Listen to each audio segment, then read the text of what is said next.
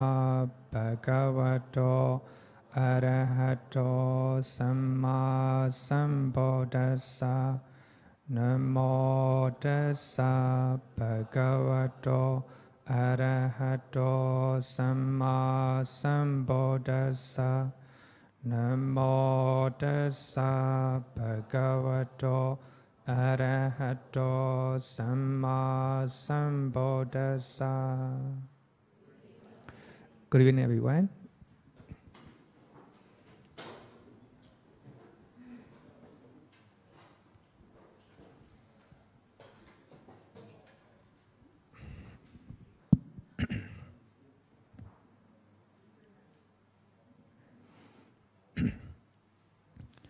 We are learning important link in the Nibbana origination with the feeling as condition, craving comes to be. So because of feeling, craving arises. So craving is the chain that fetters beings in sufferings or problems or samsara. So if we can break the chain, if we can break that craving, so that will be the end of suffering or the end of samsara. So this is very important, and last week also we discussed about the nature of craving. So today we will use another sutta, Bodha Mantupama Sutta, Majjhima Nikaya, Sutta number, chapter 12, Sutta number 63 and 64. Two suttas, they are the same, but here typo error, 64, 63 and 64. So in those two suttas, the Buddha talk about 4 nutriments.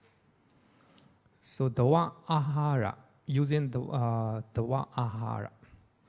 So the word āhāra generally means food. So but in Nibbana originations, now we are talking about Nibbana originations. So in Nibbana originations, the word āhāra is used a condition or origin of the food or nutriment in Nibbana originations. So they are called āhāra or nutriments because they are special food or condition for craving. So we have 4 types of food, so that are special conditions for the arising of craving. So we have to be very mindful of these 4 nutriments. So if you practice mindfulness on those 4 nutriments, so there will be no craving in your mind. If there is no craving, so that will be, you'll be able to break the original suffering. So we have 4 nutriments. So they are called nutriments of food. The reason is they are a very important food or conditions for the arising of craving. Number 1, eatable food. So that we are, the food that we are eating right now, it is a nutriment or a special condition to sustain our physical body. Actually, the main purpose of this eatable food, a physical food, is to sustain our body. So in the, as a Buddhist monk, when we are eating any type of food, so we have to contemplate instruction given by the Buddha. So we are eating not to have a physical strength. We are not eating the food not to have a beautiful body. So we eat just to sustain our body. So this is a series of instructions given by the Buddha. So when we are very young, we are always reminded by our teachers. We have to contemplate by using the beat, counting the beat, So we have to contemplate instruction given by the Buddha. We recite in Pali and also in Burmese. So in this way, so we are reminded not to eat the food, not for the physical strength, not for the beauty, just for the physical, to sustain our body. So that is the reason. And the simile of the flesh or the sand, in the Samdha Nikaya. So the Buddha instructs how to eat the food. And the Buddha gave the simile. The mother and the father, they are traveling on the desert. So they have limited provisions, limited food. But halfway, the food all used up. So there's no food. So there are many ways to go. So they discuss among themselves. So in their hand, their beloved son, only one son, their beloved one. So the Buddha used the word beloved one. So they discuss, so we have a long way to go. So if we do not have food, we all will die halfway. So there's only one solution, and they kill their own son, and they dry the food, they dry the flesh of their own son, and they eat, and they continue their journey.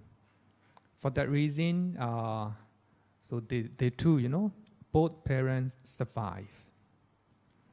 That when they are eating the flesh of their own son, so they beat their feet. Where is my son? They cry and they eat the food. And the Buddha asked the question to the monks. So when those parents are eating the flesh of their own son, where they have craving for food, the man said, no way, So the flesh of their own son, their beloved son. So they eat the food just to survive, just for the surviving. So there's no craving, there's no attachment to the food. So just like that, the Buddha give instruction to the monks. So you have to practice regarding with eating the food. So when you are eating, so you have to contemplate, I'm eating just to sustain my body, not for the strength, there's no craving at all. So by contemplating the nature of eating the food, there's no place for the craving. So in this way, so we can eradicate craving to the eat of the food. Normally, the food is something, a special condition for the rising of craving. Normally, we have a craving for the food. If the food is good, craving for craving, If the food is good, craving for existence. If the food is not good, craving for non-existence.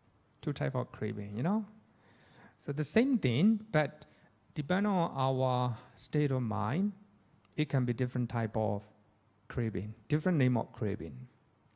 If you like craving for existence, you will like it, existence of that food. So if you don't like that food, you don't like existence of that food. You long for a better one. For that reason, the Buddha said that eatable food is a special condition for the arising of craving. So here, actually, the point is very important. While we are eating the food, we have to be very mindful. We must mindfulness, that is sati. We must know what you are doing. whether it is pleasant food or unpleasant food. You must know what you are doing. So that is wisdom, sampajana. So if we have sati and sampajana, there's no place for craving. So in this way, we can break the change here. It's very, very hard, you know. It's really hard because this is a special condition, a special, how to say the origin, you know, for the arising of craving. So if somebody here like this, they will say that Buddhism is pessimistic. So when I teach Tibbana originations in 2015, one of the students asked me a question. So actually, the main message of that question is, so when we are seeing beautiful things, do we need to enjoy or we don't need to enjoy? So the question is very hard, you know. And also, you know, he used people went twice, you know, even playing with the twice. But here is very important questions. We are learning advanced teachings of the Buddha. This is the way to go to break the chains in samsara. So when we are seeing, even when we are seeing pleasant things, we have to be very mindful. We must know that it is pleasant feeling. That's all. So actually the feeling is a special condition for the arising of craving. So this is a very advanced, advanced teachings of the Buddha. This is the way, this is the only way to end all type of suffering. Just like that. So when we have a craving for the good food, but when we look at a normal, a surface level, it seems like good. How about when we eat unpleasant food? But food, how will you feel? You don't like it, right? You don't like it. It's an unpleasant feeling. So unpleasant feeling is suffering, you know? It's suffering. But for those who practice mindfulness and wisdom in their food, so whether the food is pleasant or unpleasant, good or bad, it doesn't matter. They just take it mindfully and with the full of wisdom. That's all. There's no anger. There's no anger. There's no suffering in his mind. So that is the point. This is the point. For that reason, you know, the monks who are staying in the forest, they don't have anything.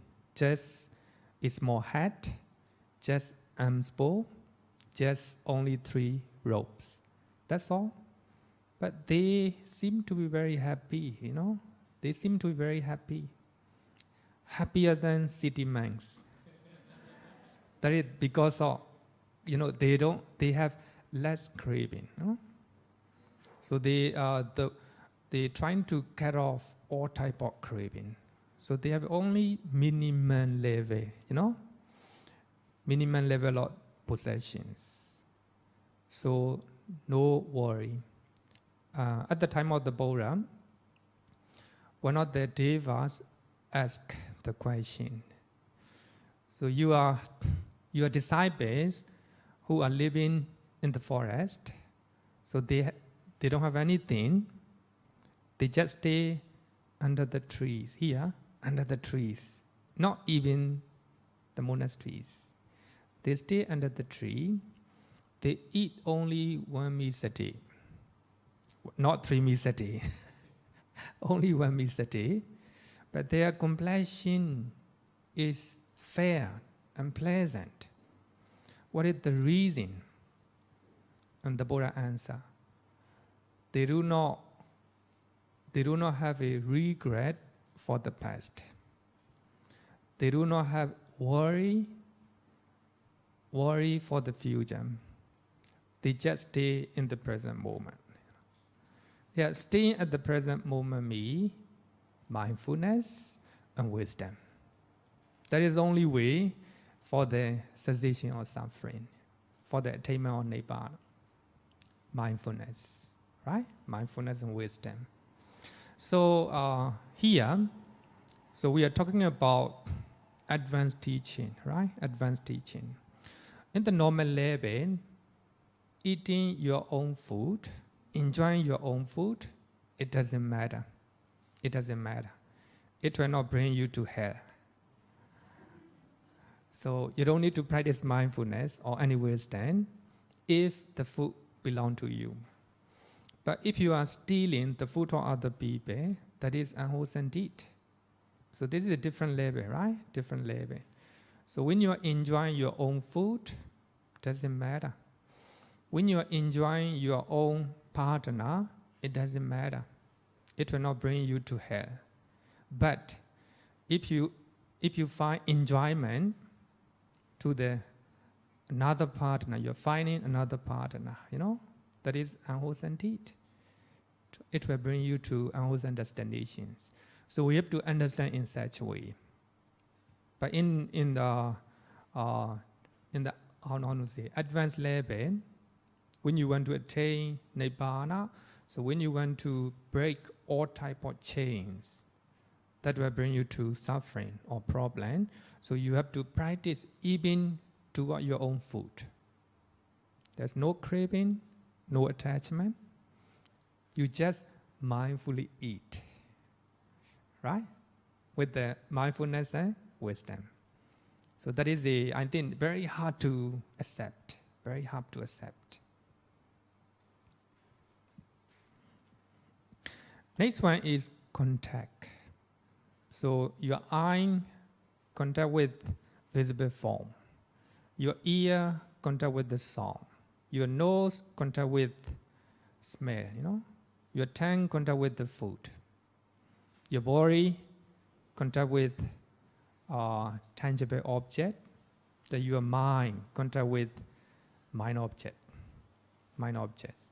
So this is a contact. So when there is a contact, be mindful. The reason is contact will lead to feeling. Feeling will lead to craving. So when you have a contact, either your eye, ear, nose, tongue, the body, the mind, we have to practice mindfulness.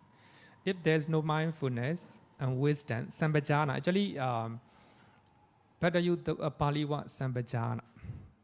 Sati and sampajana. Sati, mindfulness.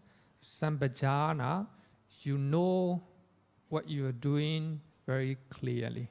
So when you are eating something, you know you are eating. When you are talking something, talking with somebody, you know that you are talking. That is called sampajana, clearly comprehending. So sati and sampajana.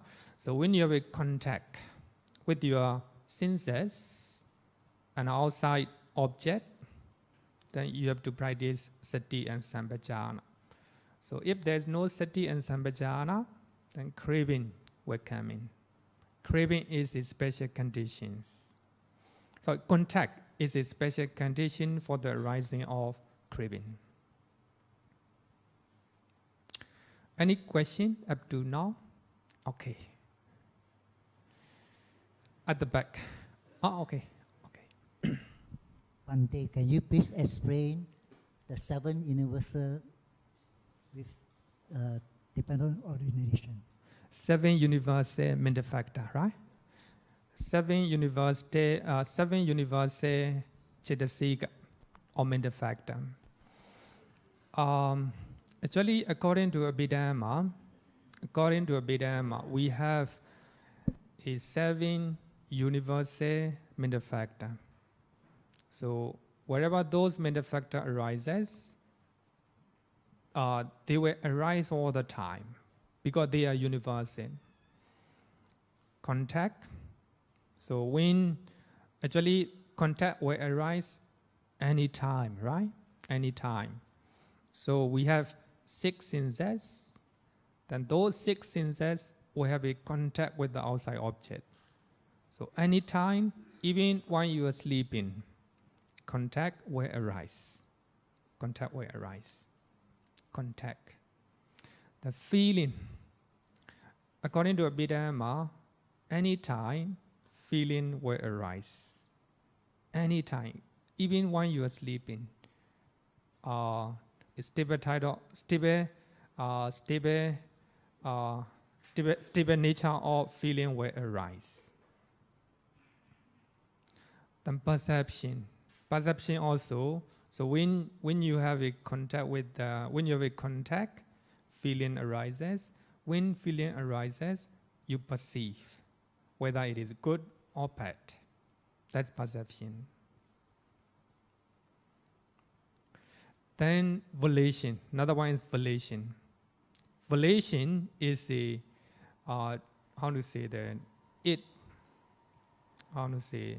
trying to motivate. When you see something, then there is the mental factor that motivate to that motivate. So that is a volition. So that volition also will arise anytime. Anytime. For that reason, it's called universal. Another one is one-pointedness. One-pointedness. You see something. If there is no one-pointedness, if there is no focus, another one, focus. So mind and mental factor will not arise.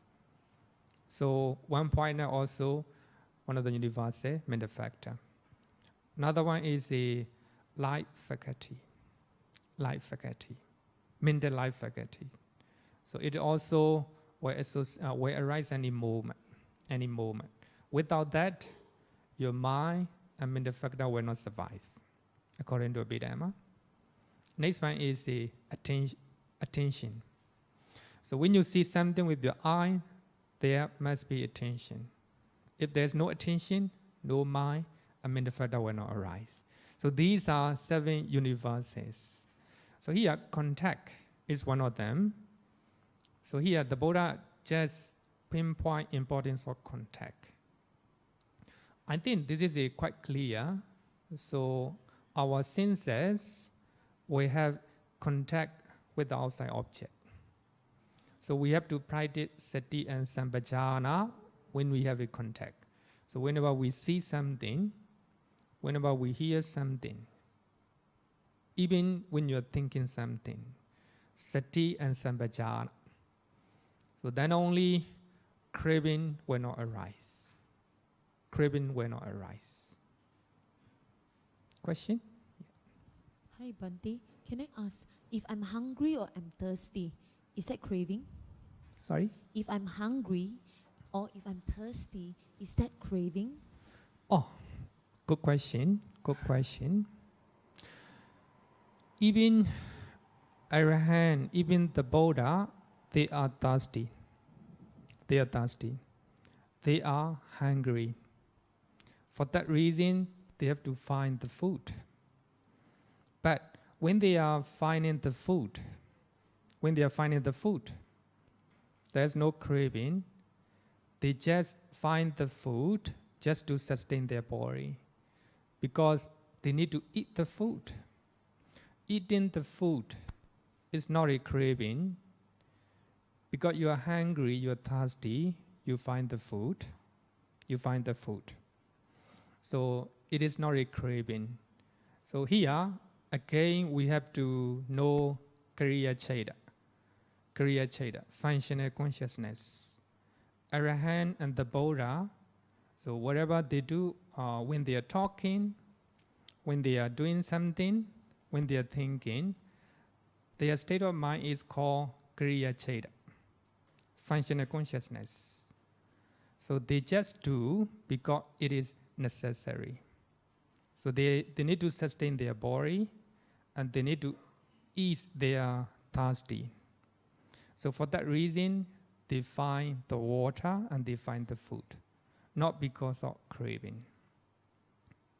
But if, even though Arahant and the Buddha, even though they are hungry, even though they are thirsty, there's no anger. Normally, normal people, so when we are hungry and thirsty, and we feel angry and agitated, that is another type of, another type of craving for non-existence. Craving for non-existence. Okay, question, another question. So, Bhante, if I'm hungry, I decided to go for a buffet lunch. Is that craving? Sorry? If I'm hungry, I'm going to find food, so I go for a buffet lunch. Oh, yeah. Is that craving already? So, thank you.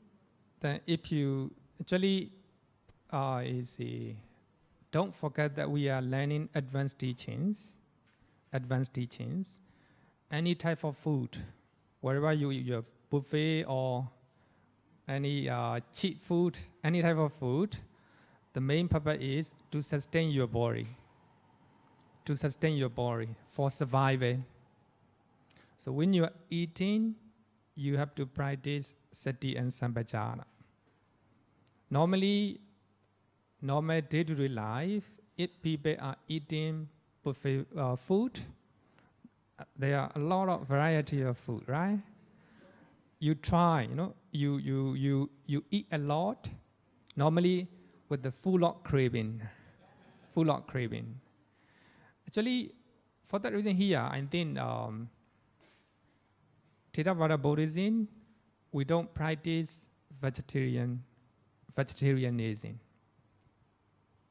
But of course, if we eat vegetarian food, less craving.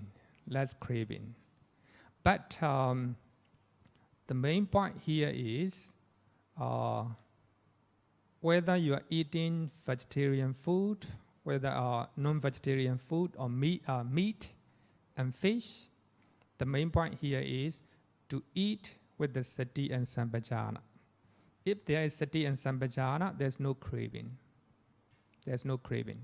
So for that reason, in the suttas, actually we have many suttas, and the Buddha said that the man can accept invitation for lunch or breakfast. But after eating excellent food, he does not expect, may they invite me again. Like this, there's no expectations. Just eat, whether it is a good or bad food.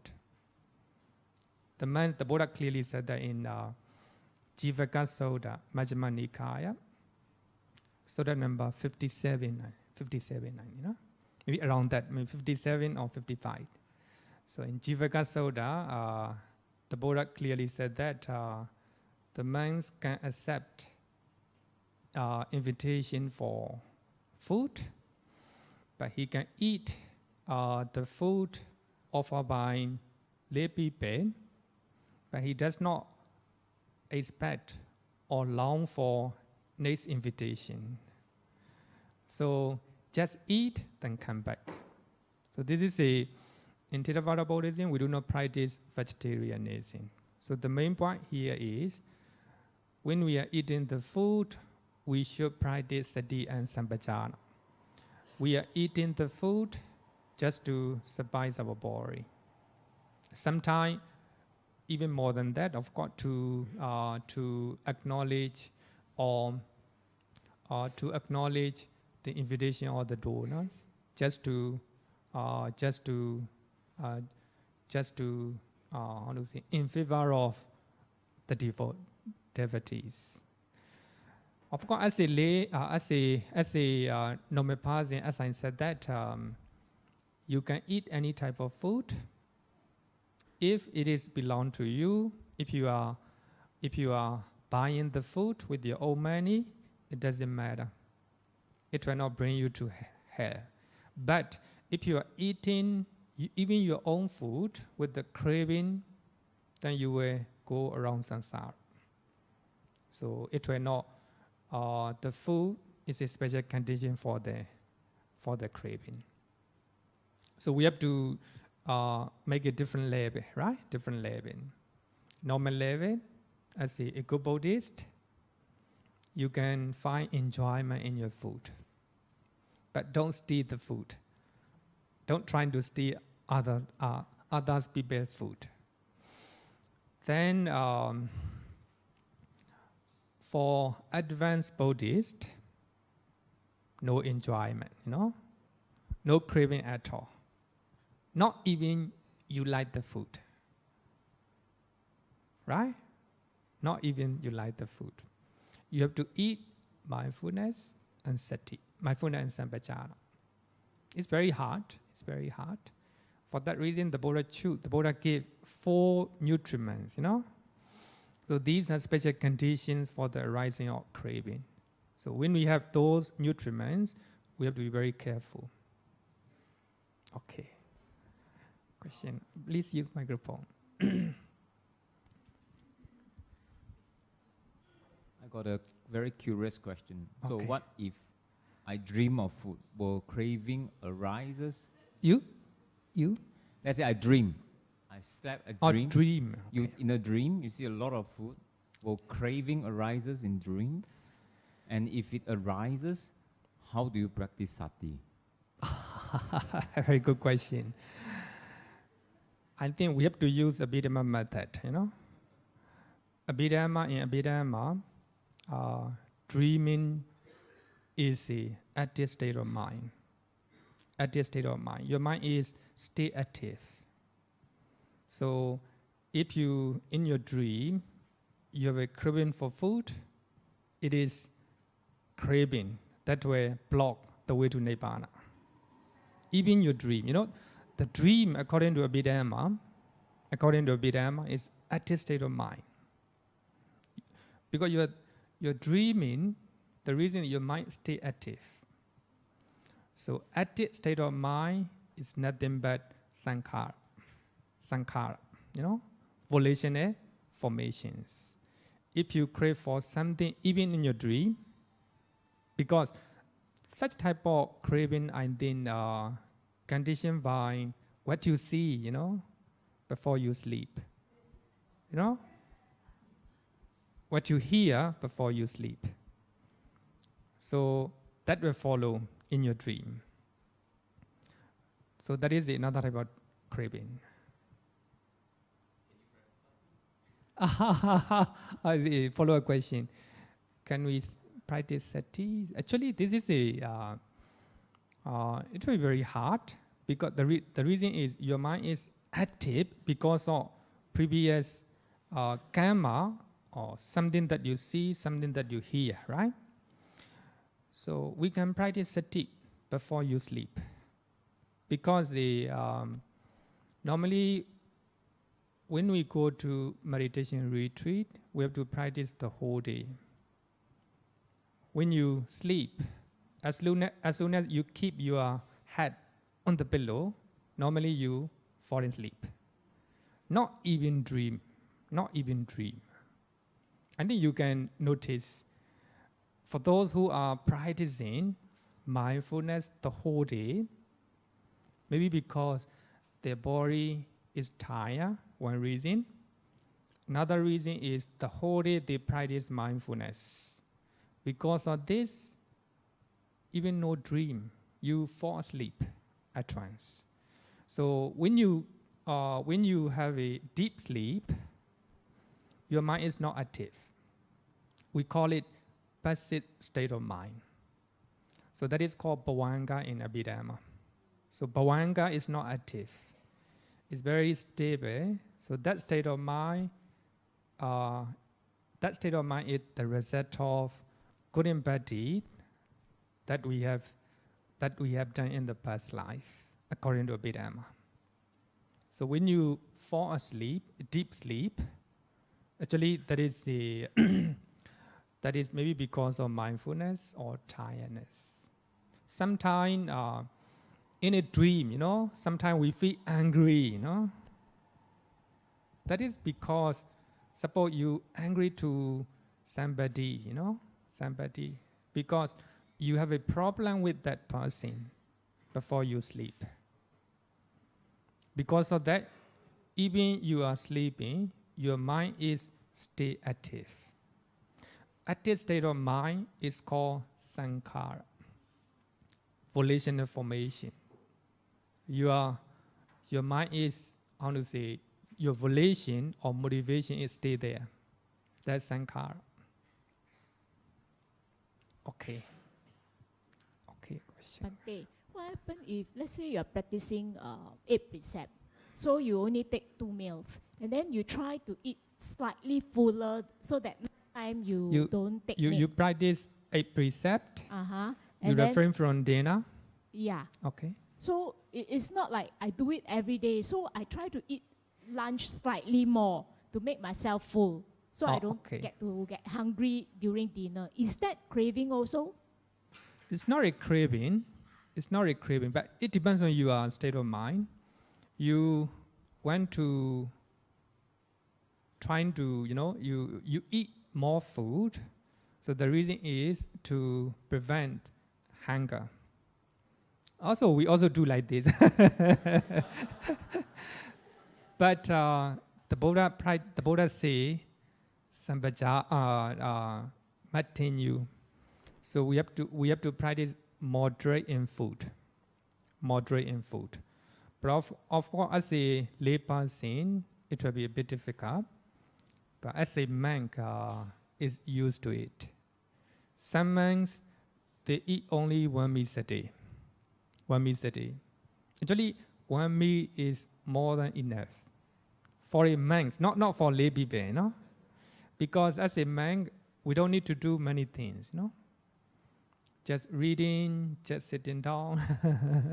We don't need many strength. So 1 meal a day is more than enough. For that reason, the Buddha advise the monks to eat 1 meal a day. The Buddha said that our body will be light and healthier.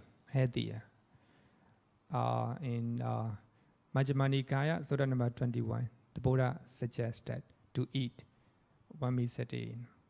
But a few days ago, when one devotee asked me, is it a Vinaya rule? It's not a Vinaya rule. Eating 1 meal a day is not Vinaya rule. Just advised by the Buddha. So it is up to you whether you want to follow or not. Because Vinaya rule, afternoon, no, you are not allowed to eat. Before noon, you can eat anytime. You are not breaking the Vinaya rules. But even though you are not hungry, you are searching for the food and eating a lot because of craving. Craving will decide. You are future. Actually, eating for sufficient food before you take a precept is not because of craving. Okay, so next one is the mental volition. Manotin sedana āhāra. That is nothing but sankhara, another type of sankhara. The mental volition. The mental volition. Actually, I like sankhara is normally translated as a volitional formation. Or actually, we can also translate as a mental volition. Mental volitional formation. They're the same. So, Ajahn Sujata, he used the word mental activities. Mental activities. So when you see something, if the thing that you see is pleasant, unpleasant feeling will arise. If you have a pleasant feeling, perception will come. Based on that perception, your mind is motivated. You will have a lot of mental activities in your mind. When you like it, probably you will have craving for it. If you don't like it, hatred. If you find it, somebody is in deep trouble, compassion may arise. So these are called mental activities. So take care of mental, be aware and be mindful when those mental activities will arise. Normally, when you see something, then sometimes hatred will arise. That is mental activities or the mental volition. So your mind trying to motivate with the volition. So when you read that level, be mindful. Practice sati and sampajana. So this is the condition for the arising of craving. Normally, according to Tibetan originations, the mental volition is it will bring forth rebirth-linking consciousness in three kinds of existence. So according to Tibetan originations. But of course, don't use rebirth-linking, just use consciousness. So when you see something, then there will be mental activities. Then consciousness may follow. So when you have a mental activity or mental volition, practice sati and sampajana. Normally, sati and sampajana have to practice any time, any moment. If you cannot practice sati and sampajana, then defilements will come in. Because of that, we have a lot of mental and physical problems.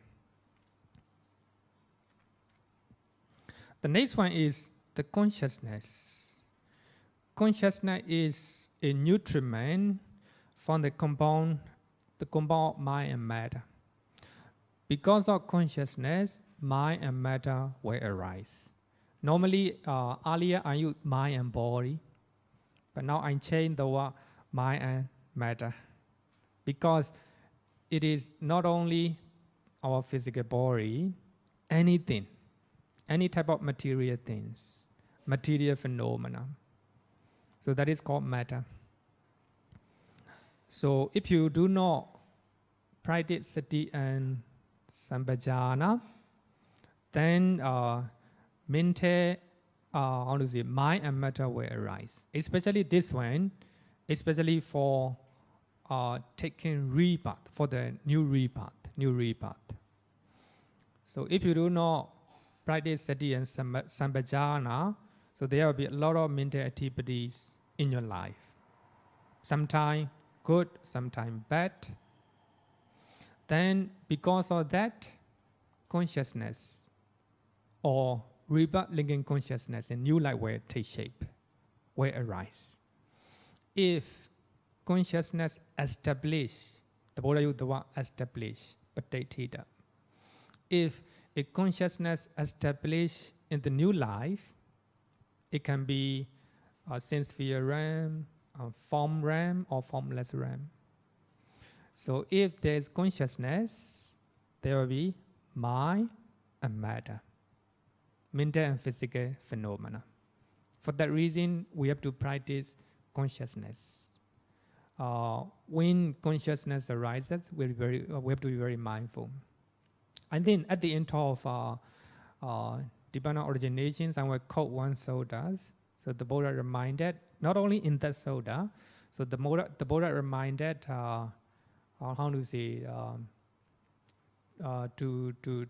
not to have consciousness. We have to try not to the consciousness established in the new life. In last week, we learn about feeling. So when you experience your feeling with your body, you have to be very mindful. Feeling arises in your body.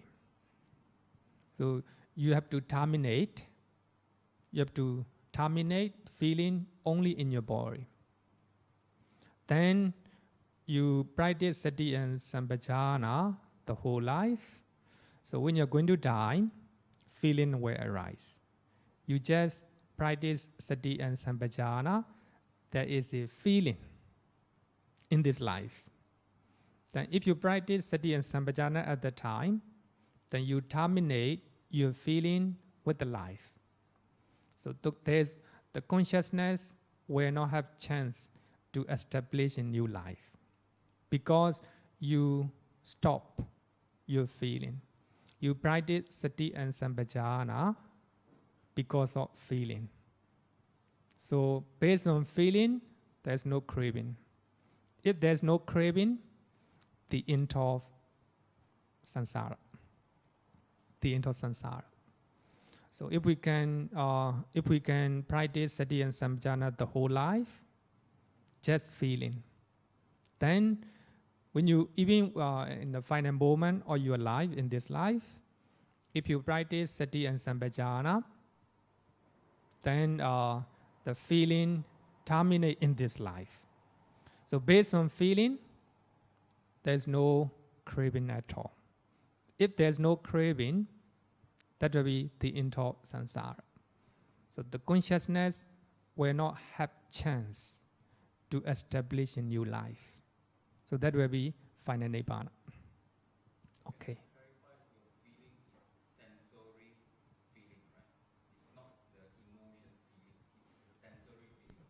Yeah, the feeling here, I think I have to point out again. Feeling here means sensation, not emotion aspect. So normally, when you hear the word feeling, we normally think emotion aspect or the mind. It's not like this. The original Pali is Vedana. Vedana comes from Veda. Veda means knowing. So this knowing is different from wisdom. So when you have a pleasant feeling in your body, you know that pleasant feeling. So when you have an unpleasant feeling in your body, you know that that is a unpleasant feeling. That is a feeling, not emotion aspect. For that reason, some scholars, they use the word sensation. And some use the word experience. They do not use feeling.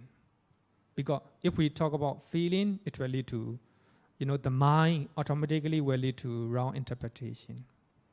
So we have to know the Pali. Okay.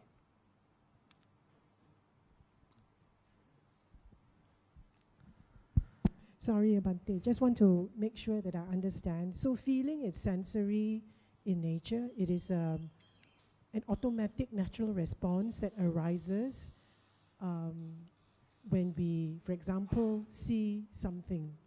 So that's why it's sensory. Yeah. It is not emotion. By emotion, you're referring to state of mind, anger, cetasika, greed, happiness. Okay.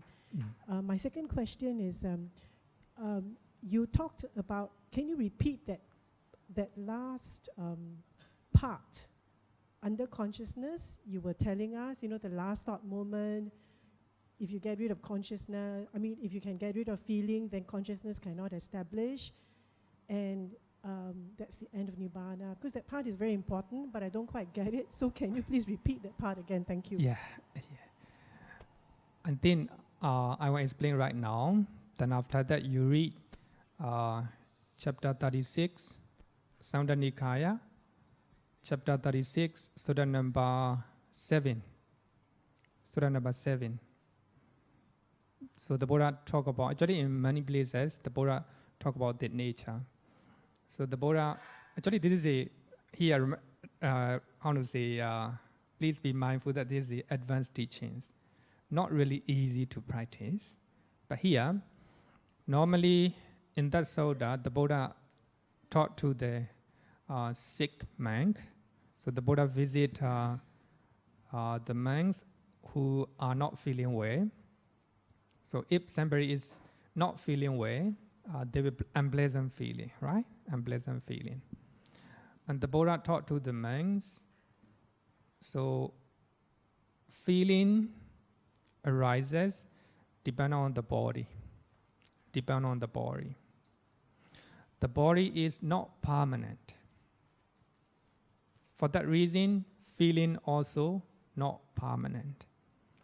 So when unpleasant feeling arises in our body, so we have to practice mindfulness and sampajana. Mindfulness means you are very mindful. Because of that, you know feeling arises in your body. So whether it is a pleasant, unpleasant, or neutral, if you are mindful and clearly comprehension your feeling, then there's no place for craving. Craving cannot arise. Craving craving for existence or craving for non-existence. Normally when we are ill, when we have a painful feeling, we don't like it. We don't like that feeling. That is our instinct, We try to respond instantly. So when a headache in our, severe headache arises in our mind, we don't like it. We feel very angry. So we don't like existence of that painful feeling. That is craving for non-existence. So you crave for non-existence of that painful feeling. But here, what the Buddha advised is, even when the painful feeling arises, we must know as a painful feeling.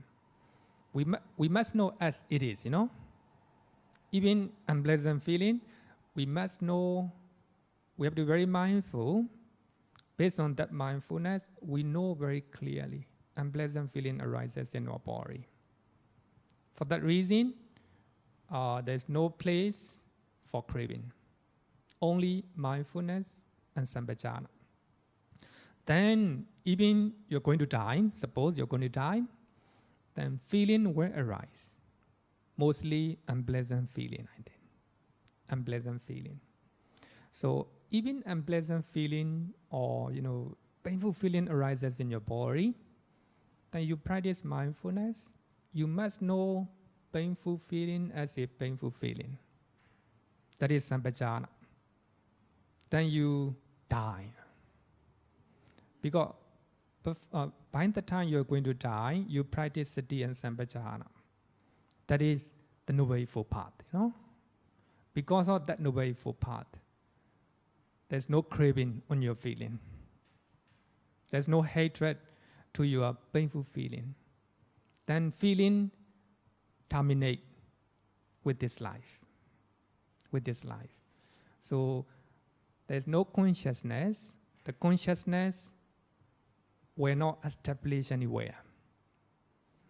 Consciousness will disappear just like a fire. The fire extinguished because of lack of fuel. If there's no fuel, the fire will extinguish itself. Just like that, if there's no craving, no clinging, then those are fires, fuels. If there's no fuels, then there will be no consciousness. So the Buddha used the word the consciousness and establish anywhere. This is the consciousness of Arahant and the Buddha. Arahant and the Buddha. So it's very hard, but I think this is a very, for a serious meditator, it will help you in your final day. And just recently, one of our devotees passes away. We can say that she meditates, and she is very courageous, and even she can stand a severe pain. So that's the result of mindfulness and sampajana. Here again, I will point out the experience of Bhikkhuni Khema. It's very beautiful. Actually, I want to share this one again and again. Bhikkhuni Khema, she suffered from cancer. She is in the hospital bed. So, of course, she's going to die. She said, life energy. She used the word life energy.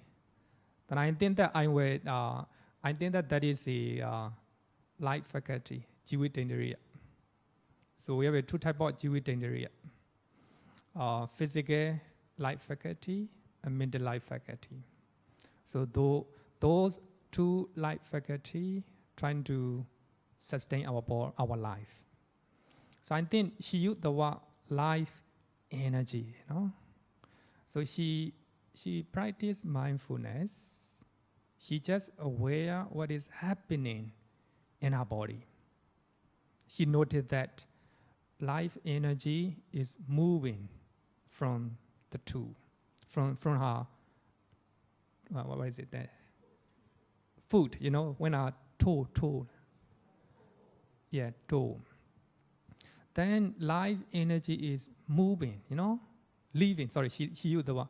Life energy is leaving, starting from her foot.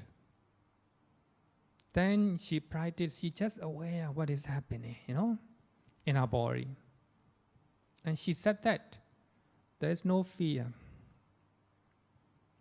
There's no suffering. She said that she let go whatever happened at that moment. No grasping, no clinging, just observe what is happening in the body. So that is sati and sampajana. You know, she's very mindful. She clearly comprehend what is happening at that moment. She said that if we practice letting go, the death is pleasant. She used the word pleasant.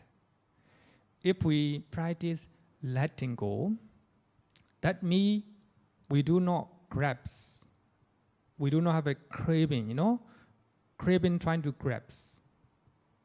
If they are full of craving at that moment, people will cry out because craving, you know, she cannot practice or he cannot practice letting go.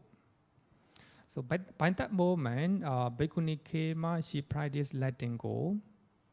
There's no craving, just mindfulness and clearly comprehending what is happening at that moment.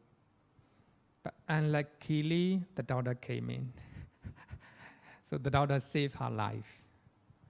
So if the daughter didn't came in, I think she might attain, you know, some spiritual achievement. Just the Buddha said, if she can terminate her feeling with this life, that will be nibbana, cool. So mindfulness or consciousness were not established anywhere. So that will be the end of samsara. And luckily, the daughter came in and the daughter saved her life.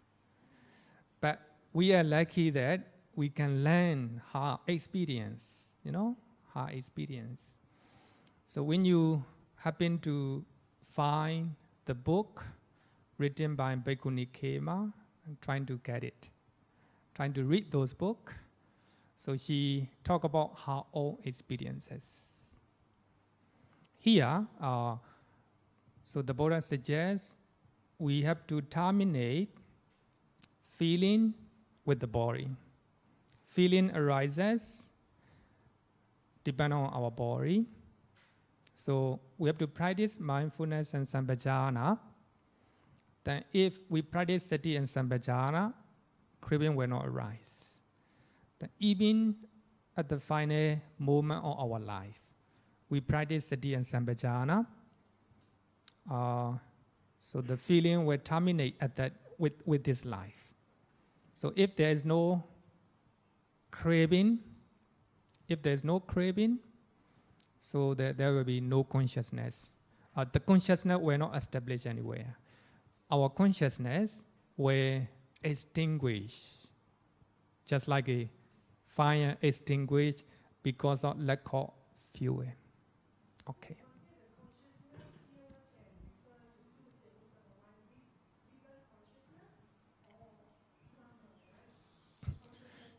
Yeah, actually, because of consciousness, mind and matter arises.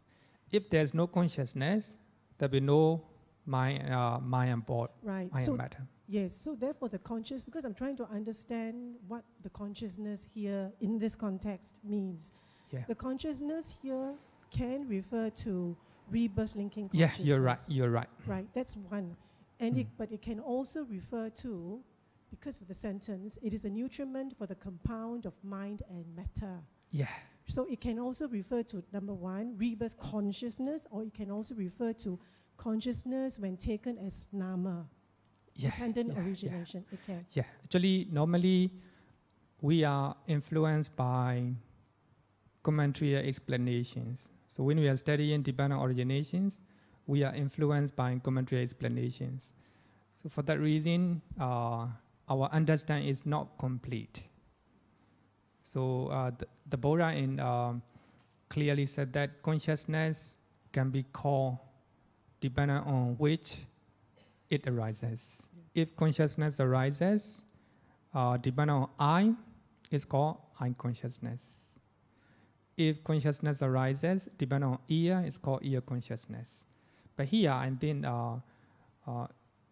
if we call rebirth linking consciousness because it is the first consciousness in a new life.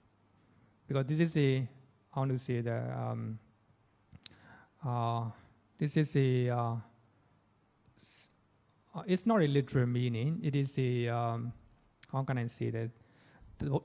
We use the simile, you know. It look like it link with our past life and present life. For that reason, we call it patisandiccheda, rebirth linking consciousness. Actually, it is only a type of consciousness. This, type of consciousness, depending on which it became different names, you know, different names. But in this case, what we're talking is if we can terminate our feeling with this life, the consciousness here, rebirth linking consciousness, there will be no rebirth linking consciousness, not even consciousness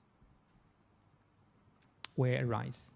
Because when we die, then consciousness will extinguish, you know, extinguish. It's not easy to detect feeling all the time. Yeah, you're right. I have difficulty detecting feeling, but I can detect the emotion, which is, you know, maybe I'm not mindful enough. When the feeling rises, I cannot detect, but only when the emotion. Yeah, you're right. You're right. Only Arahant can control their mind 100%. Then Bhante, even no Arahant cannot control, you know, their emotion. They have emotional response to their meditative achievement. They like the bliss of meditation. That's also craving, you know, craving. So, Bhante, I have another question. Is sati and, I presume most of us here are Buddhists, so we are learning the Buddhist teachings. So my question is sati and sampojana the only way to a peaceful death? And ask you why. I give you the context. Okay. Because they are non-Buddhists, not even Christians probably, who can accept death. I give you an example. Today, I just happened, just by chance, to read a blog written by a young girl who died of colon cancer, I think when she was 26 or so. Her name was Kimberly Jermaine Lim. She had a very rare form of colon cancer, very aggressive, for which the prognosis from the very start is very bleak. But she had tremendous courage for a very young girl to face her death. And she was writing about her death in a very accepting way, in a very mature, wise way, way beyond her means. The way she approached her death, the way she understood what was happening to her when she made the decision, not her parents, when she finally made the decision not to receive any more treatment. Yeah. Yeah. So my question is, I mean, it didn't seem reading from a blog that she is a Buddhist, nor is she a Christian. Probably she could be an atheist. But her tremendous acceptance right from the very start, her understanding, you know, of life and what it brings, you know, gave her I would believe, a smooth passage to the end. But she may not have some sati or sampujana, right? She may not, you know, I don't know, right? But I'm quite sure she wouldn't understand sati and sampujana because she didn't seem to be a Buddhist. So my question is sati and sampujana the only way? You see, like Mother Teresa probably would have a fairly peaceful death, I would imagine. Yeah, I think that will be... actually, we are talking about not smooth death. Sati and sampajana is the end of suffering. Some people may be smooth death, thinking about their God, thinking something, you know. That is the type of craving. So they may have a smooth death, but they will not stop their suffering. But in the case of Buddhists, sati is mindfulness is the only way, the Buddha ekayano might call. The only way for the overcoming of all type of suffering. Samsara, yeah, literally. samsara. Yeah. So for those here, I think in your word, she fully accept. Completely. Yeah, that is the she's wisdom. Only 20, she's the only wisdom, 27. wisdom. Courage. Yeah. Mm. Okay, so I think as a Buddhist, when you encounter with the death, meditation surely will help you if you practice meditation. Okay, so here, so if there is craving for nutriments, now we have 4 types of nutriments: eatable food, contact, mental volition, and consciousness. You know, because of rebirthing and consciousness in new life, the mind and matter arises. The consciousness is nutriment for the arising of craving. If there is craving for 4 nutriments, we cannot break the change of the wheel of sense, the wheel of life. So we saw the very beautiful word, pawachaka, the wheel of life. We cannot escape from the whole mass of suffering, the whole mass of suffering.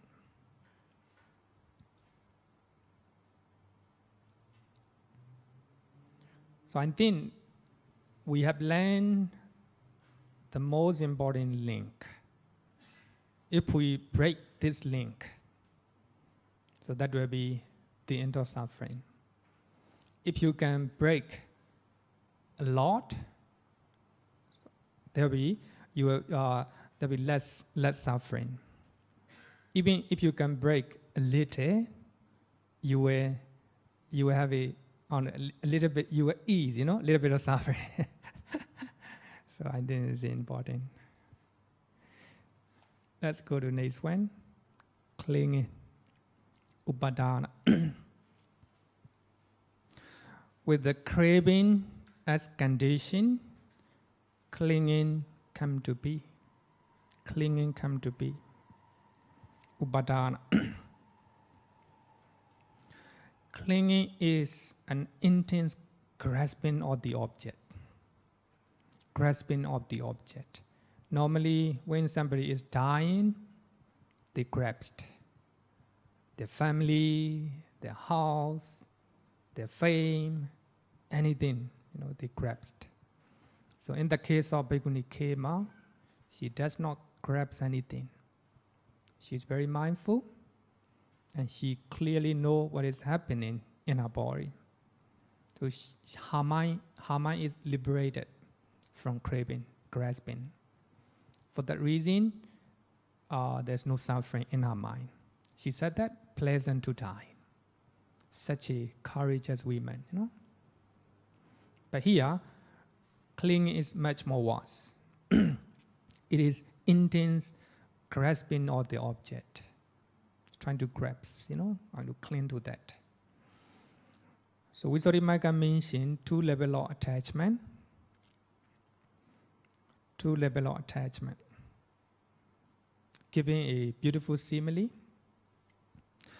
Longing for an object is called craving. So you long for an object. You want to get something. You want to eat something. You crave for it. That is called craving. But firmly grasping the object in your hand is called clinging. So you cannot let go the object in your hand. So that is clinging. It's much more intense, much more intense. Actually, this is a just example, just example. So this is a not a exact meaning. So Visuddhimagga just mentioned, how to say that, just example, 2 levels of attachment. Craving, stay good. But if craving lead to clinging, very bad. It will lead to a lot of suffering, starting from existence. So there is a 2 levels of attachment. Craving, longing for an object. This is just an example, no? Craving also not good. Actually, craving, the characteristics of craving is, if craving arises in your mind becomes intense, not at ease. Whether it is because of lobha or because of dosa. Your mind is not at ease. That is a characteristic of craving. If there is clinging, much more worse. So we have 4 types of clinging. The first one is clinging to sensual pleasures. So here, sensual pleasure means when you see something, you crave for it. You grasp it. When you hear something, you grasp it. When you eat, when you smell, when you touch, you trying to grasp it, cling to it. That is, for that reason, when you hear somebody criticize you, feel irritated. You grasp what they say, Your mind is not liberated from anger. Some people, they are mature. Even though they are criticized, they are very stable. But here, stable means they are mindful, and they clearly comprehend what they are saying. It doesn't mean they know, people are saying, people are criticizing, Because of that sound, so if we do not grasp or cling to that, there will be no chance for the anger or hatred. That is very important, The power of mindfulness and sampajana, sati and sampajana. If you are truly meditating, if you are a true meditator, you all the time, you wear mindfulness. One of the examples is we have a famous businessman in Myanmar, and he used to practice concentrations by counting the beat, counting the beat. As a businessman, he have a lot of job, but in every night he count the beat using the quality of the Buddha. And he contemplate one quality of the Buddha. As long as, if the quality of, only if the quality of the Buddha appear in his mind, clearly appear in his mind, he count one beat. Then he contemplate another quality of the Buddha. Not only just chanting, he trying to understand, he trying to contemplate the quality of the Buddha. Only that quality appear in his mind very clearly, he beat another one, That is a concentration. That is a type of meditation. For that reason, when you start vipassana meditation, it will be supporting condition for the improvement. We believe that he becomes Sotapanna. Let's see, he becomes Sotapanna. Then he come back to his business. But sometime in his business, anger, we cannot say anger. Irritation arise. Because he always practice mindfulness and sampajana all the time. Most of the time. So when he sees something or he hears something, irritation or ill will arises in his mind. And he noted that his heart began to heat, hot, As soon as slight irritation arises, he know it. But as he practiced sati and sampajana at that moment, that irritation, that small anger disappears, That is the power of meditation. He practiced sati and sampajana. For that reason, he right away, because of lack of mindfulness, anger arises or irritation arises. Then he trying to mindful at once. As soon as he is mindful, then he began to know anger arises in his mind. A slightest irritation arises in his mind. Then here, sati and sampajana arises. Because of that, anger disappears. That is the power of meditation, Okay, here we have 4 types of clinging to sensual pleasures. So here, not normal craving, trying to grasp it, trying to cling to that, what you see, what you hear, and what you eat, what you smell, and what you touch. So that is called clinging to sensual pleasures. So the first one, according to Abhidhamma, is greed. So the rest are wrong view. Number 2, clinging to wrong views. But here actually, even this morning, I talked to a young boy, still very young, and he said that he want to ask questions, He doesn't believe past life. Then I discussed, he couldn't give up his wrong view, Because he's still very young. Then I tried my best, but I couldn't convince that young guy. So normally we have we grasp and we cling to wrong view. So that is a clinging to wrong view. Because those wrong views arises because you don't have wisdom. You do not know actual nature of mind and matter. We call it nama rupa preciranyana. The understanding and the knowledge, or to analyze the mind and matter. If you know it, if you have such a knowledge, there will be no wrong view. There will be no wrong views. Normally, we cling to those wrong views. The next one is clinging to rights and rituals. Clinging to rights and rituals. So actually, we have learned in the last year. So when we are talking about Silabra Paramasa, in Anguttara Nikaya, Sutta number 176, Chonda Sutta. So in that Sutta, there are a lot of rites and rituals. By diving into the river 3 times a day, thinking that the water will purify their sin, their wrongdoings. So that is a wrong perception.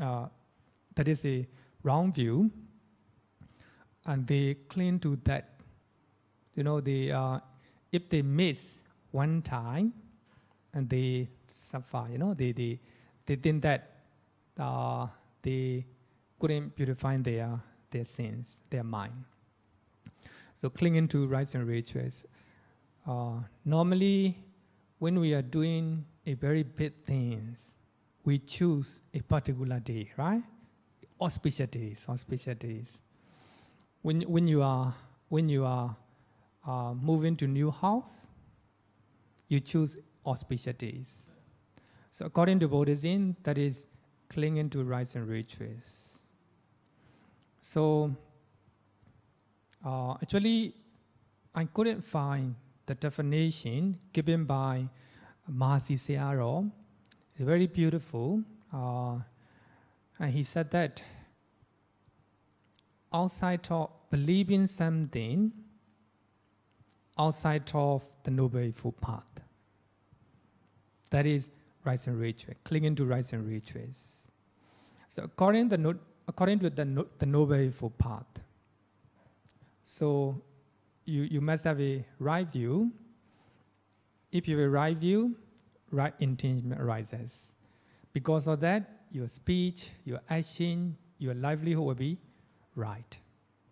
The right effort, right mindfulness, and right concentrations. That way, that is the only way for the better life. A correct way. It is the only way overcome all type of suffering. Some people believe auspicious days. So one time, one of the Dhamma teacher asked me, Dhamma teacher in MV asked me, she went to move house, new house. So on which day she, not moving house. She's going to move new house, and she keep a shrine in her house. And she asked me on which direction she should face the shrine hall. Then I told her, you practice the Dhamma as a Dhamma teacher. Wherever direction which is convenient for you, you can face any directions. So facing the shrine hall to particular direction will not make you, any bad luck, any bad luck. But if you are doing unwholesome things with your body, with your speech, with your mind, that will bring you bad luck. You can face any direction, The house also, you can face any directions. You can go any day, which is convenient to you. So as long as you practice the Noble Eightfold Path, okay. So you can go to anywhere, you can do anything. When I ordained as a Buddhist monk, I choose a convenient day for me, because normally when we become 20, so we can ordain as a Buddhist monk, higher ordination. Then at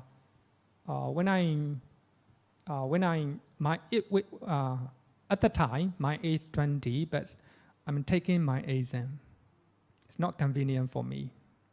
Then I choose exactly 1 month after my 20th year. Then I choose my ordination day. According to traditional Burmese belief, it is an auspicious day. We call it Pyadara. It is an auspicious day. Normally, people are trying to avoid those days. But I knowingly propose my ordination day. And also my donor also, they agree. But up to now, even now, I'm stay as a Buddhist monk. If I believe it is auspicious day, I became a Buddhist monk, auspicious days, something will happen in my life, So my life will not determine those rites and rituals, only my action, only my thinking, only my speech. For that reason, other than the Noble Eightfold Path,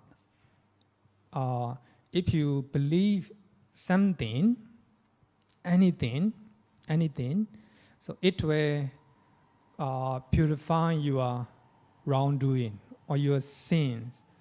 That will be clinging to rights and rituals.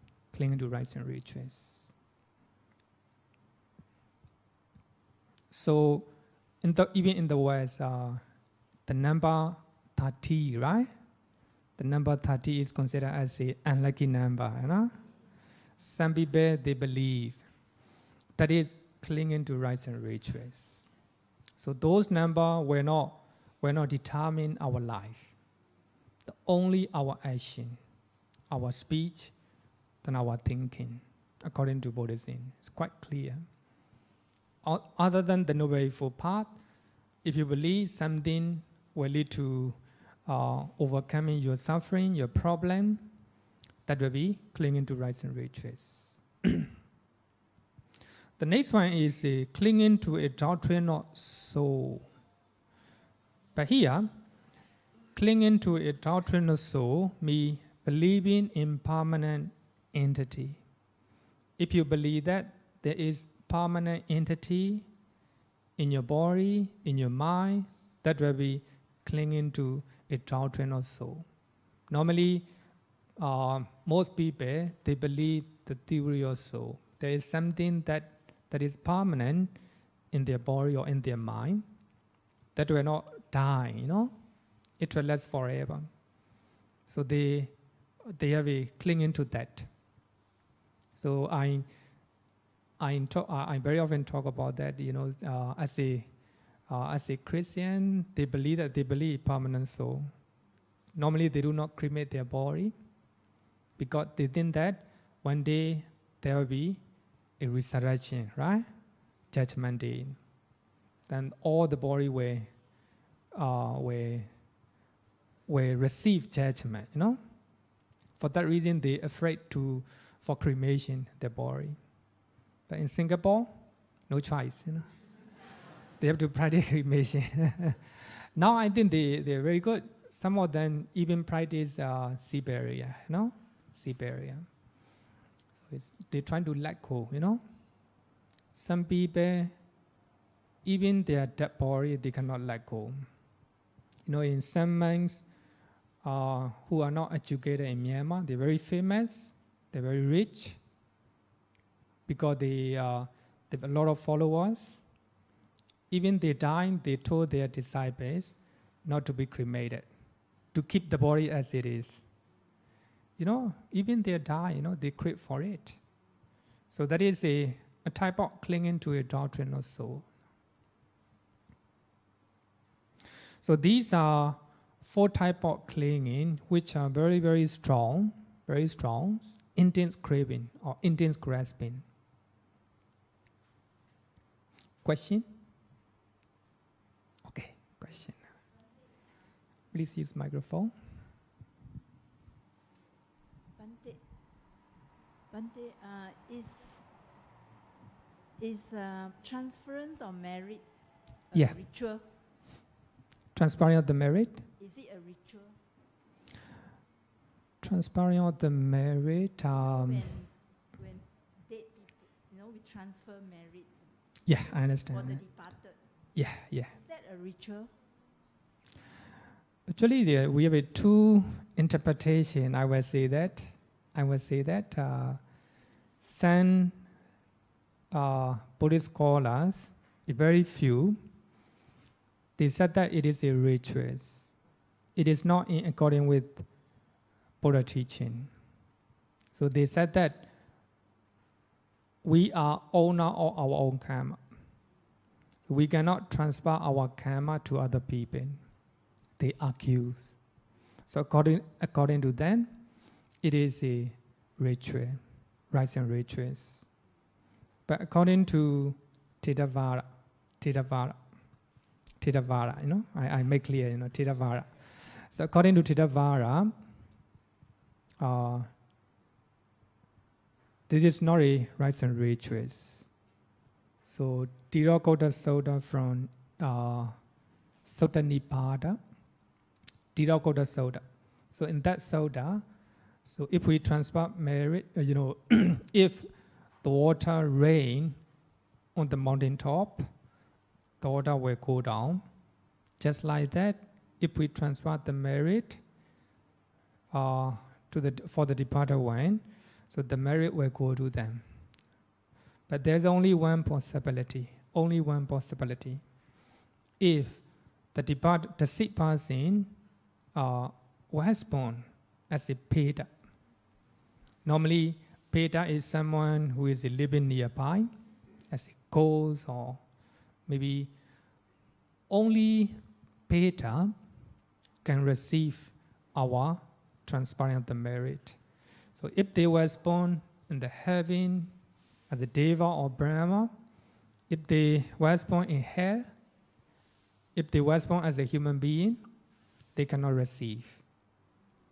For that reason, we always point out that normally we do good deed.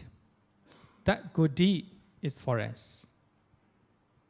Whether the sick person can receive or cannot receive, it doesn't matter. So you accumulate good deed. That is for us. That is for us. In case if the sick person was born as a peta, then they can probably they might receive.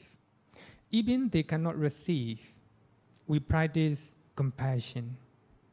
Compassion toward our sick person. That's our duty. That's our duty. I think that it's not a bad thing. It's not a bad thing. It's very beautiful practice. Even it is wrong, it's very beautiful practice. I would say that. Because normally, as a family member, we feel, some, how to say that, after transferring of the merit, we feel release, We feel that we fulfill our duty. That is emotional aspect, at least for emotional aspect, it is very, very pleasant. Actually, as a Buddhist monk, we do transfer the merit for devotees. But last month, in April, my mother 1 year anniversary. Then we do good deed, a family member do good deed and transferring of the merit. We feel very happy, Whether our mother receive the share of the merit or cannot receive, doesn't matter. At least we feel very happy and we fulfill our duty. Then after that, myself went to the cemetery, then share the merit again. So in this way, if my mother was once a peta, then she might notice and she will rejoice. Even that is a wrong practice, even it is a rites and rituals, it's very beautiful, it's very beautiful. Okay. Microphone? Sorry. I think we should have 2 microphones. Going back to the sharing of merits to the deceased family members, don't you think that this practice can consider as clinging? You're clinging to your departed one, you think of them, would that consider a possible clinging? And therefore you want to do something to help that deceased one? Okay, very beautiful question. It depends, it depends. Some people will cling to their departed one.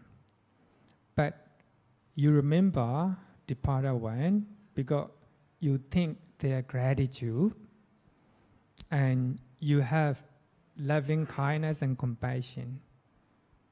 If you practice the loving kindness and compassion, that's not a clinging. That's not a clinging. Some people may cling to their departed person, of course. It's a possibility. But normally, people, they have a compassion, they have a love to their departed one, to their parents, to their relatives. Because of that, without faith, they come to temple that they share the merit. So it can be because of compassion and loving kindness, metta and karuna. But of course, some people may cling to their Dipada one. They cannot let go, you know? They cannot let go. That is another type of craving. Another type of craving. Okay, question.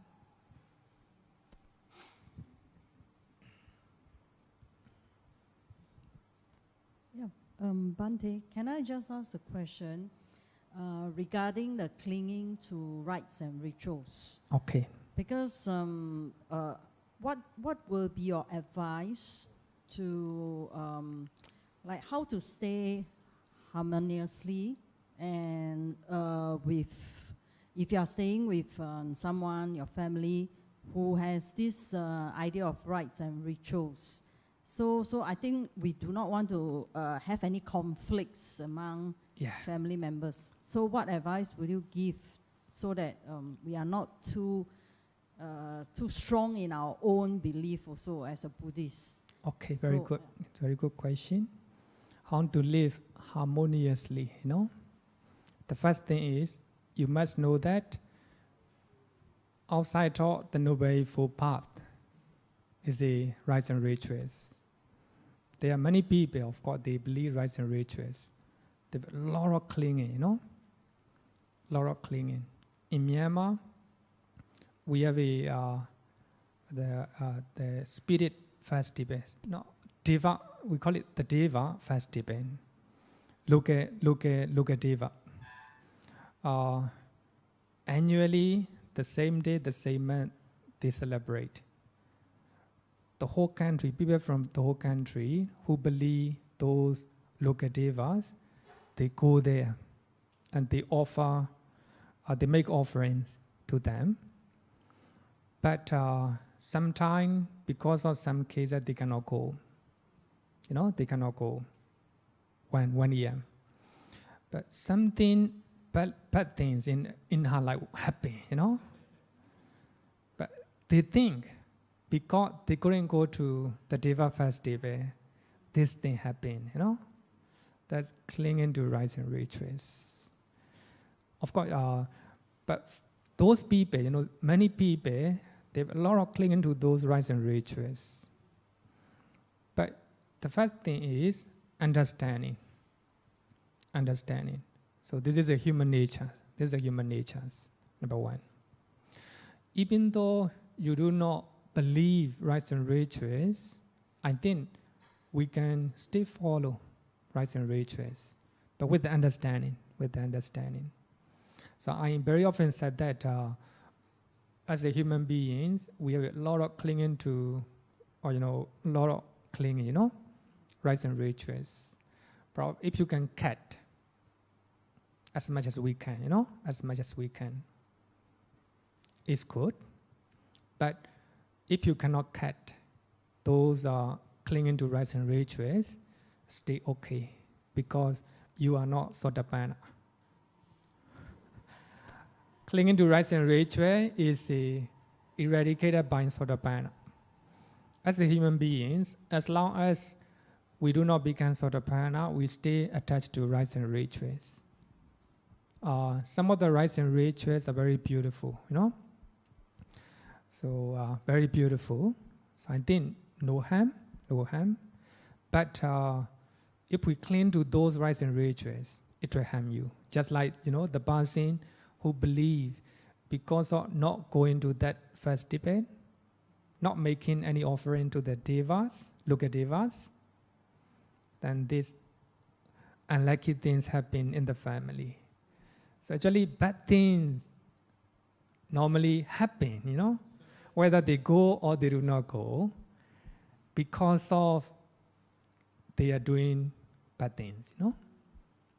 For that reason, as a Buddhist, I think it's very quite clear, as long as you are following the Noble Eightfold Path, you don't need to believe anything.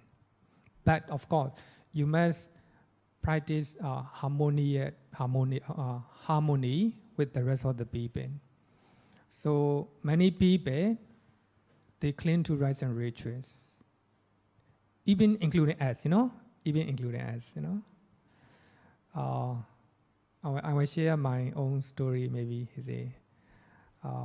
Of course, as a Buddhist monk, we have a less clinging to rites and rituals. When my mother died, when the dead body moved to cemetery, some people break the pot, break the pot. That's the rites and rituals. But I do not tell them not to do that, because this is their belief, clinging to rites and rituals. Suppose if they do not do that one, if something happened to my mother, they will think, not because we do not do this one, it happened, So just understand. I understand. So that is the rites and rituals. But I do not prevent not to do that. The reason is understanding they are clinging to rites and rituals. So I think that is very important. We need to live with the people who are, I don't know how to say, always possessed. Some are very possessed with the rites and rituals. So I think I'm very happy that many people, many Buddhists who are from our temple, they follow Siberia. It's not easy. We need a lot of letting go, We have to let go our body, even our dead body, So according to Buddhism, if we die, that is the end of the life. The body is no use. So the consciousness move to another life. So whatever happened to your dead body doesn't matter. It doesn't matter. So some people, they practice Siberia in this way, less responsibility for their children. Very beautiful practice. I really appreciate, and also I really, admire their decision. It's not really easy. Okay, so up to now, we have learned up to clinging. In Nibbana originations, ignorance, avijja, craving, taṇhā, and clinging. These three are defilements. So because they are the main causes to produce good and bad actions. Not only bad things, but also good things. But here, we are talking about, from the Nibbana point of view, we are top-down view, We are looking at everything from the Nibbana point of view.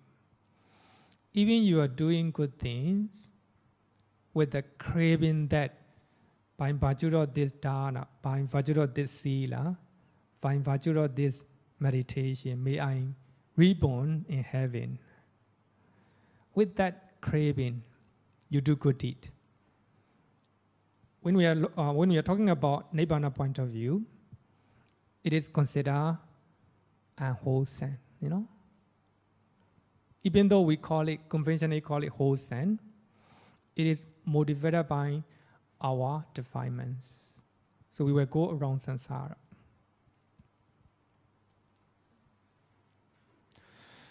Through those actions, one undergoes rebirth process in the wheel of life. So we have ignorance and craving and clinging. These are defilements. Because of those defilements, we take action. We do sankhara. Sankhara means with the degree of craving,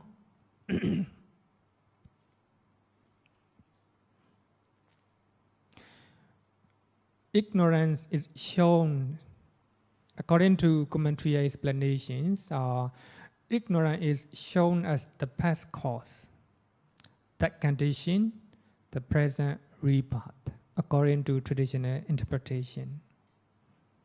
Craving and clinging are the present causes that condition the future rebirth.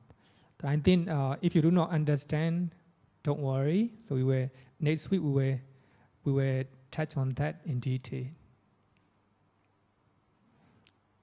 In the dependent originations, we have a 3 period of time. Ignorance, based on ignorance, we do good and bad things. So that is a past life. Because of those good and bad deeds, we will have a rebirth in consciousness. That's the present life. Because of consciousness, mind and matter. Because of mind and matter, 6 sense bases. Because of 6 sense bases, contact.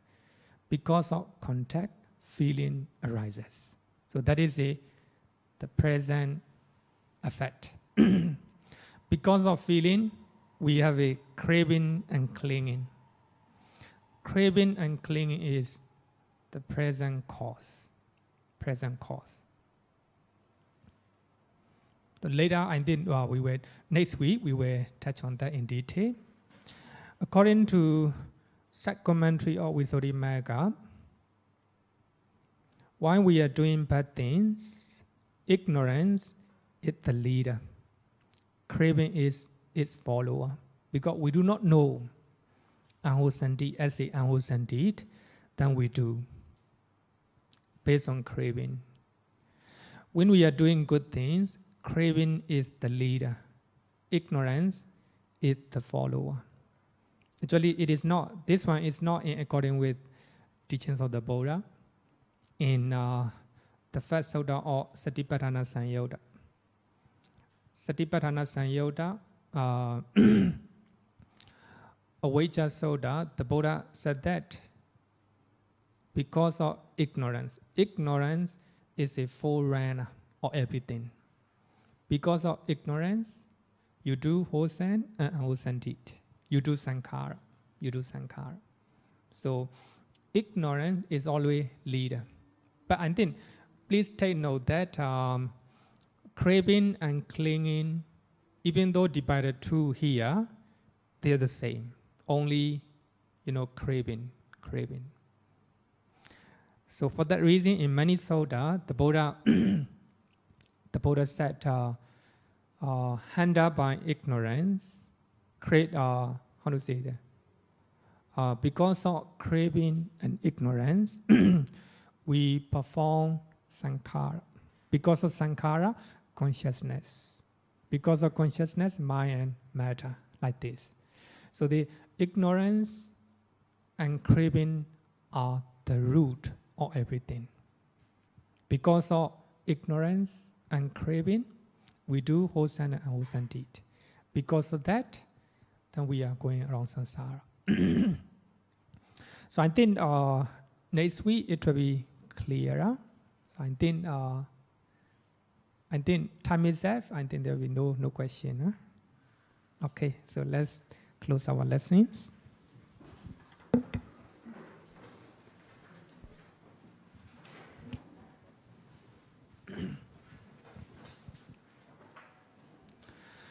Yo varatam pavaro manu jesu sakyamuni bhagavakata kecho paragato bala viriya samangi Dan sukatan saranatamu bemi ragavi ragamaninchama sokam dhammama samgata mapatikulan Marurami mampagunan suwipatan Dhammami mansaranatamu bemi Yata chade nama ha palamahu chatusu su sisu sayugesu atacha bogala dhammata sate Sangame mansaranatamupe. Sadhu, sadhu, sadhu. Good night, everyone.